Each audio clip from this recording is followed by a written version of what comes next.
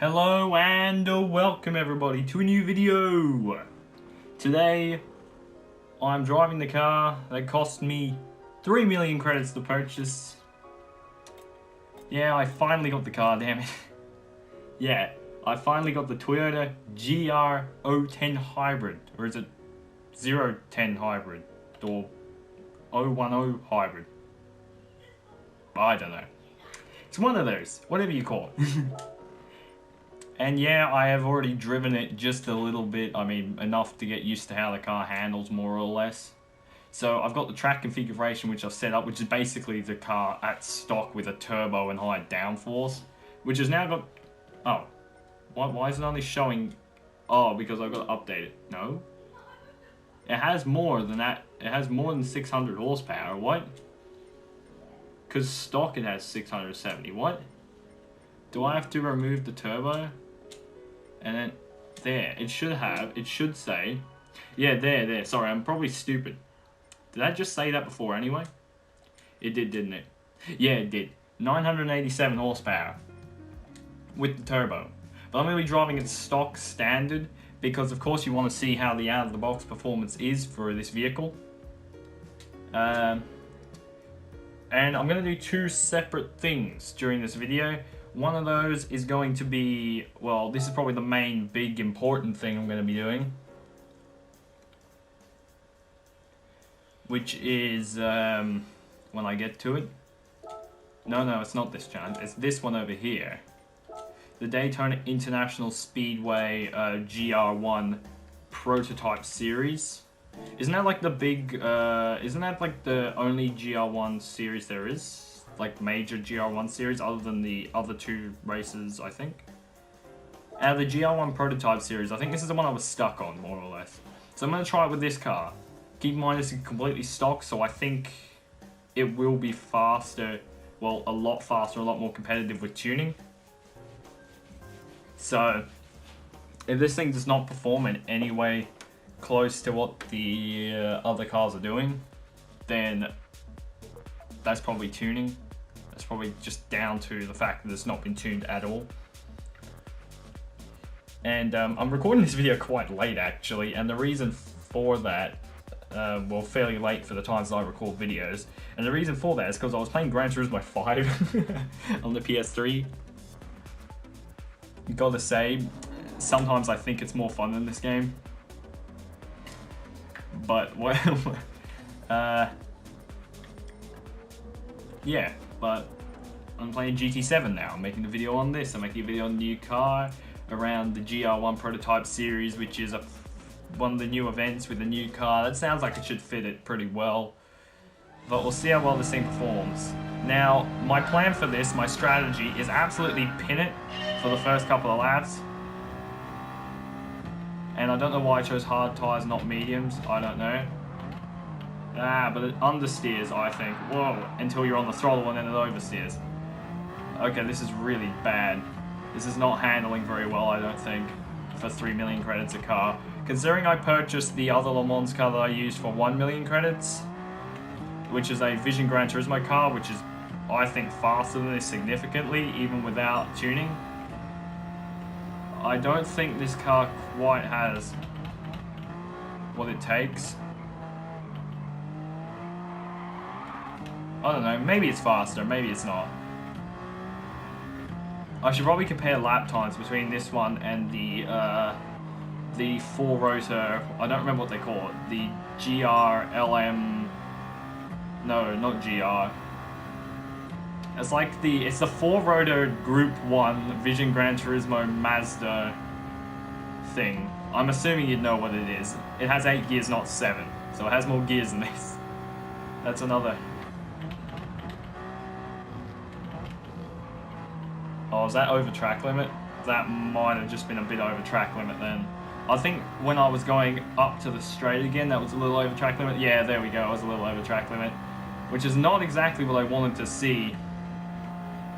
But I guess that's what happened. So now I've just had to downshift. Come on, I want to get past. Oh no. Oh, it actually turned in alright that time. That actually went about where I wanted it to. I'm using so much concentration doing this though, because this car does not drive how I would like it to, and it is very quick. It's very fast, but the handling characteristics is not suiting my driving style very much. I think it is a very fast car, but it doesn't suit the way I drive. I think that's the problem. Because most of the cars, actually I do drive a lot of all-wheel drive cars, and I do think they are very good in a lot of situations. But I don't know, I don't like the way this one handles. Maybe it's because high downforce and it's a bit understeery or oversteery depending on whether you're braking or on throttle. I think that's what I dislike. But I would say it's still very, very quick, because this is stock. And I'm pretty sure this thing would be just as fast. Yeah, I would have cut that again, I think. I think that would count as me cutting the corner again. Half-second penalty, where is it? Yeah, there it is. I think I'm going to get this just about every lap at this point. Also, I realised another cool thing is that if you don't turbo your car in this game, like if you've got a Group 1 car and you don't turbo it, it uses less fuel, or at least I think it uses less fuel, because I haven't seen it use as much. Because I've tried it with a couple of race cars, and they usually seem to use less fuel. I think maybe it might be because with a turbo you spend more time at the high RPM range, and that's why you're using more fuel. But the thing is, I can't guarantee that. But turbos actually, I think, increase fuel consumption a bit, which is interesting, really. Because I didn't notice that until earlier today. I don't know if it's with all cars or just with something like, because I think this car has that and my other Group 1 car has that same effect. So, and I just noticed it today. So maybe trial out like a few Group 3 cars and Group 4 cars and see if they're like that as well. Like, because they might be, I don't know if it'll be the same with supercharged. Maybe it'll be the same with supercharged as well. I don't know. I don't have a supercharged Group 3 car or Group 1 car or Group 4 car, nothing like that. Oh no. Oh, I braked really late. And I think I cut the corner again for like the millionth time. Watch this. I've cut it again, haven't I? Yeah. Oh my god. The amount of time I would lose cutting this track for the first 3 laps. I've got this on the highest fuel map. It just doesn't use as much fuel, which is really weird.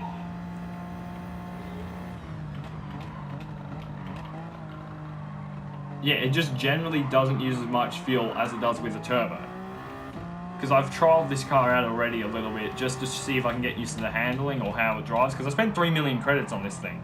You could probably buy a faster car for 1 million credits. I mean, you could buy an SRT Tomahawk, but even a car in this, in these regulations, I think you could buy a faster car in Group 1 for 1 million credits. Because this thing costs 3 million. I don't know why it costs 3 million for. I think all the Vision Gran Turismo Group 1 cars, they all cost 1 million, and this one costs 3. Hey, is this my buddy? No, that's the previous gen. I better not be overtaken by the previous gen, because this is the new generation car by Toyota. That's the previous generation Le Mans car by Toyota. I think those are LMP1s, and this is in a new regulation. This is called Hypercar, which is a different regulation. I don't know how long this has been out for though, Hypercar regulation, but it was supposed to be like the new LMP1 regulations, but for like real life Le Mans. But the thing is, oh my god, I actually didn't think I had it that time. I think it's that last corner on this. I never usually get this every lap though, so I don't know. Did they improve it in the last update? No, because this has only been here for this one update. I don't know. Okay, I guess next lap I'm getting more fuel and not cutting the track. Watch me not cut the track on the lap where it makes no difference, because I'm going to go into a pit stop anyway. the other thing is, I think I'll only need to fuel save for about 1 lap once I finish this lap. No, because it'll be lap 6. I think I can just take 1 stop, absolutely pin it. Yeah, I can take 1 stop and absolutely pin it. That's it. I mean, I am only in 11th place, and I was just overtaken by a car that should be slower than mine. See, in some events the AI seem balanced. Like this one here, the AI seem balanced. I should be driving a car about as fast as they're driving, right? They haven't got big turbos on theirs, I don't think. And I don't think their cars are tuned either, which makes them the same as this stock vehicle here. But that's the thing. The AI seem balanced. They seem like they're actually putting their all into it, or at least not lifting off the throttle midway down the straight. Whoa. Yeah, they're definitely putting their all into it. Look at that. And I definitely didn't cut it that time. If it says I cut it that time, I definitely didn't. What the heck? I definitely didn't cut that. I'm certain of it. What corner am I cutting? It can't be that one then, can it? Oh my god, I don't know what corner I'm cutting anymore. But this never usually happens. Whenever I do this event in my other car, this doesn't happen. I'm so confused. Why? What is your reason for this game? I think I could actually drive it full speed ahead to the line though. Because this is going to be the... I think it'll be start of lap 6 when I exit here, right? Yep, give me fuel. I'm last. Oh my god. I'm dead last. Right at the back of the grid. No way. I'm literally at the back of the grid. But this is start of lap 6, which means I won't have to pit after this. And the hybrid power is going to last the whole race. So I guess that's very good. The hybrid power will last the whole race. By quite a margin as well. So... at least we know, unlike that Suzuki that I tested last video, the hybrid system in this car is good enough. It is by far good enough to run. I mean, I guess this is a hypercar, is what the class is called now. I keep wanting to say like LMP1. I might as well just say Le Mans car, because it is just a Le Mans Group 1 car for Gran Turismo regulations, or Le Mans car IRL. But it's called a hypercar by the Le Mans categorization of regulations. That's obviously not the correct term, but that's what I use because it makes me sound like I got a brain. But I am dead last, which means either this thing is probably... I mean, I haven't tuned it, and I guess if you're going to enter this race, you will put the high RPM turbo on it and all that stuff. So I think I may have made this thing seem slower than it is. And I guess people that can actually tune the cars well would have done that as well. So I think if you had proper tuning, or even just a high RPM turbo, which I know uses a bit more fuel, but the power advantage you get out of it should actually fix the problem. Also, I didn't cut the track. Look at that. I think it's because I nearly flew... I mean, I flew off the track for a while. But, yeah. Wow, turn, turn, turn. There we go. This thing's pretty quick though, for what it is. 3 million credits worth of quick though? Not quite. I'd say it's worth 1 million credits as a car, because you can buy other cars which are about as fast as this for 1 million credits, right? And this thing costs 3 times that. For example, in this game, you could buy 10 Lamborghini Huracans, still have money left over, before you can buy this thing. Because the Huracans cost 297,000 a piece. I hope my math isn't dumb and I got that right. Yeah, you can definitely buy 10 Huracans, Lamborghini Huracans, for the price of one of these. But that's pretty good. That really puts in perspective how expensive this is. 10 Lambos or one of these. And I'm assuming this thing's even more expensive IRL. In terms of like all the development put into it. I guess if you put in all of the development all the time and every single cent that they've put into this car in particular for Le Mans, that includes tires and everything it costs the company, I would say 40 million, because developing and producing a F1 car is like 120 million, but for the car on its own, it's like 50 million. Because I remember seeing some videos where it's roughly 50 million to produce an F1 car, and I think they spent 120 million across the season of just development and stuff like that, because that's the budget cap now, if I remember correctly, which is a hell of a lot of money for a budget cap. But I guess it's the highest rated motorsport in the world. Like, it's the highest rank in motorsport. It's either F1 or hypercars, Le Mans cars, like the thing I'm driving now. Either one of those, I think, is the highest ranking motorsport at the moment, like in terms of like outright speed and how fast the cars are.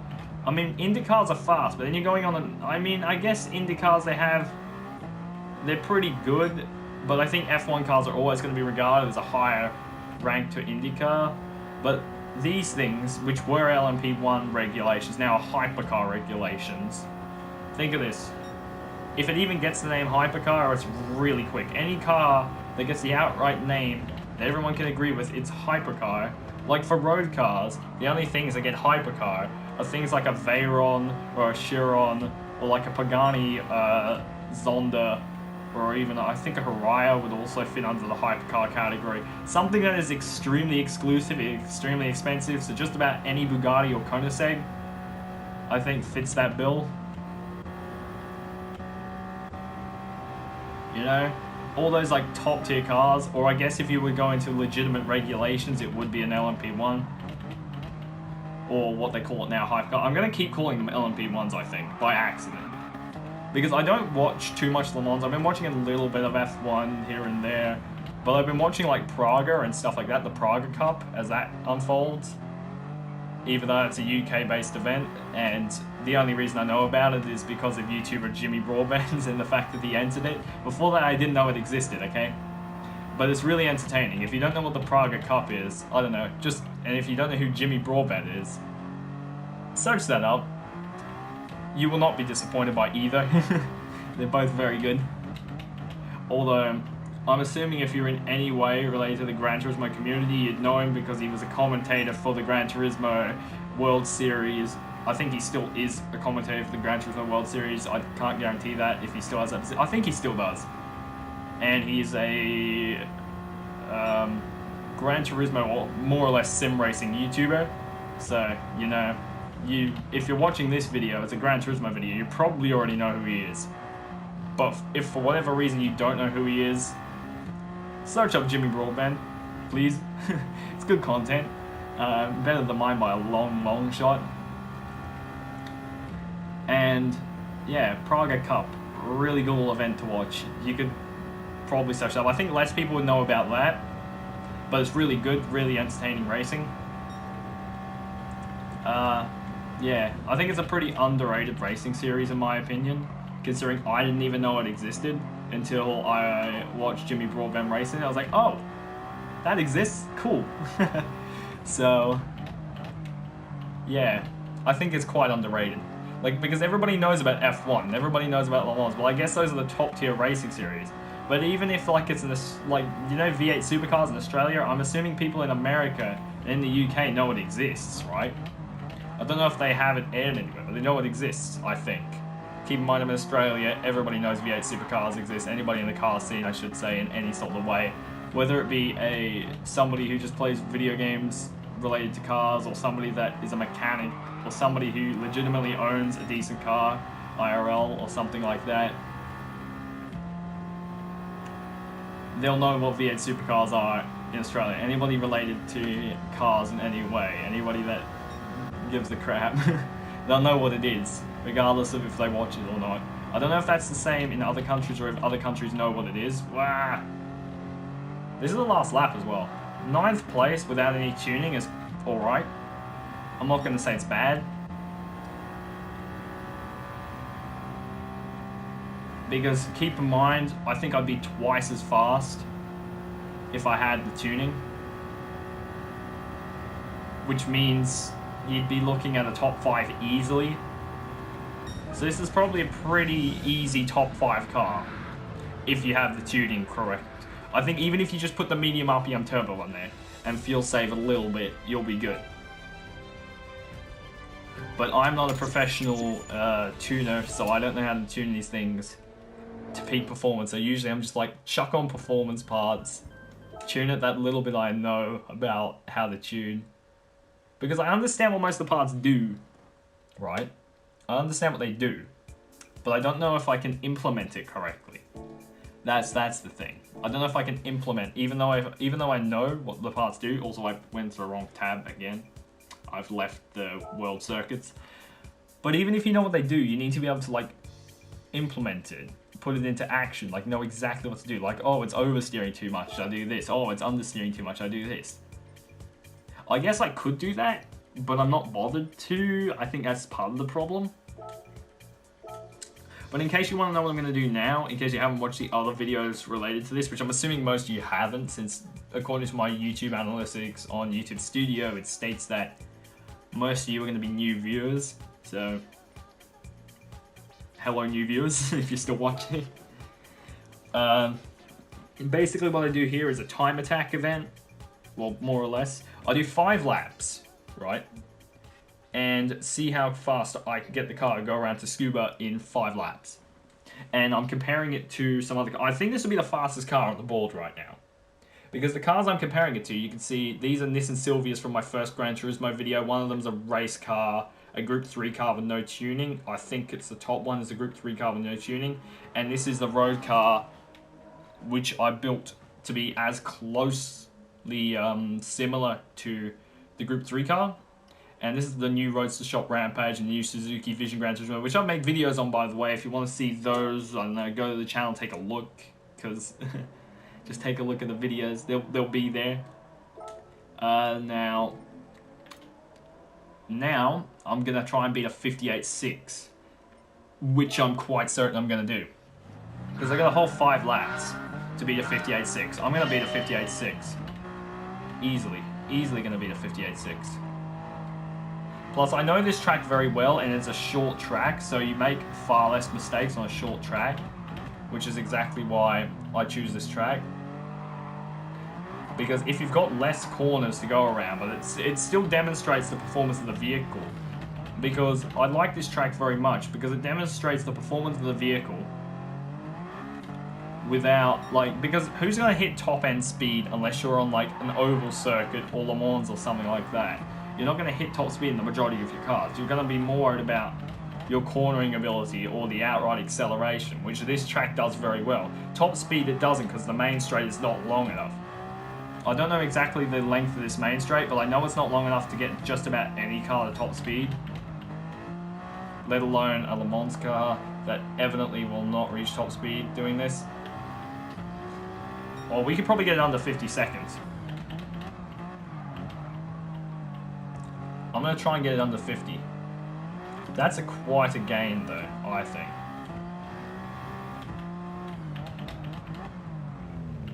Come on, turn. I want to get it under 50 seconds. I'm not going to get it under 50 seconds this lap, I don't think. Because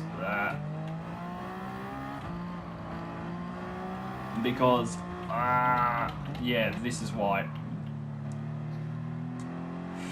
I'm using so much concentration to try and get this thing under 50 seconds. Ooh, that was a very good exit from that corner, I think. I think that was a pretty good exit.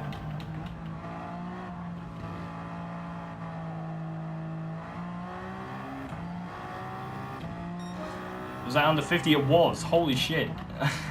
I didn't expect that at all.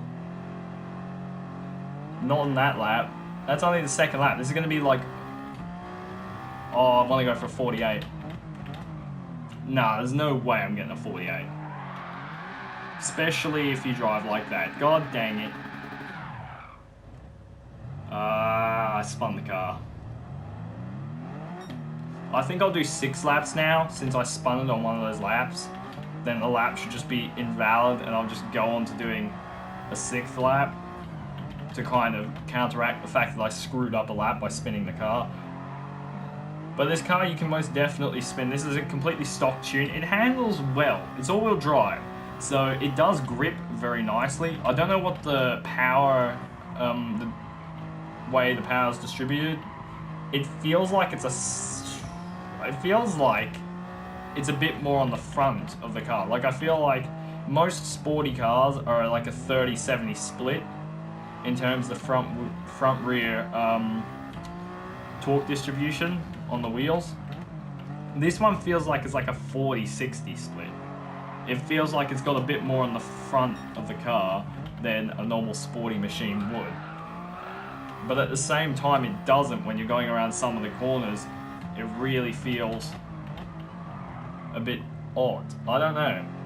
It understeers and oversteers, but I feel like if you could get it, if you're, I don't know, I think it depends on driving style on whether or not you'd actually get used to this car. Because my driving style I don't think suits this car very well. Because I drive like an idiot. That's what I mean. But, oh, I've braked way too late. As I was saying, drives like an idiot. Turn in, power early. Except I short shifted a little bit there as well, which you definitely don't need to do in a time attack. Turn. Power. Don't spin. That was a bit crazy. Come on. Oh my gosh. I don't know how I went so fast on that other lap, but I'm very happy with that lap, the second lap that I did. Because I have no idea how I went that fast. Also, this thing gets wheel spin in second gear fairly easily. At least on racing hards it does. What I should do is try racing one of these, like, mad machines on comfort hard, sorry. Also, this will be the last lap I do. Usually I do 5 laps, but since I spun it, I'll do 6. Oh, this could be a good lap. Come on, turn. Oh, I've turned in too late. Way too late. That was good. That was very good. Come on. Come on, go. Yes. That was good.